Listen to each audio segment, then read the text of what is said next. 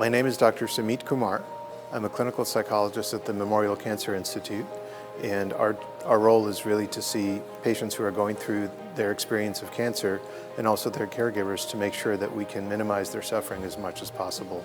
We pay particular attention to their emotional healing as they're going through the physical treatments, and also to make sure that their issues related to survivorship and after cancer, they're living as healthy a life as possible. I knew from the time that I was a senior in high school that I wanted to go into psychology, and I'd always gravitated towards studying philosophy and spirituality. And I thought that working at a cancer center would be a good life experience for me. Little did I know that as soon as I set foot in the place that I would want to commit my life to helping people who are going through cancer. It seemed to pull, for me, a lot of what makes life meaningful. The past 20 years of clinical work have taught me that there's really two aspects to cancer when it comes to mental health and well-being, and also spiritual health and well-being.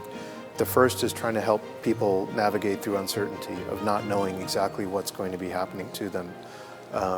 It's sometimes impossible to really get a clear sense of what life is going to be like a week from now, a day from now, or a year from now.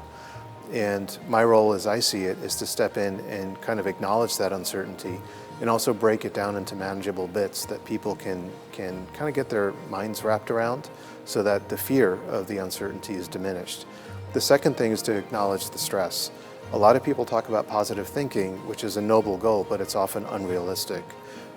What I like to do is, instead of talking about positive thinking in and of itself, I try to acknowledge that stress is sometimes the only thing we can really manage. I think it's important to know that we use every effective tool that we can find to help people get through their cancer experience, be it meditation or exercise or nutrition. We refer to our specialists as often as we can, but we also want to look at the whole person, what's going on in their life that can help them optimize their experience of living, not only during cancer treatment, but afterwards. For a lot of people, we become their support system, and we're totally okay with that, of course.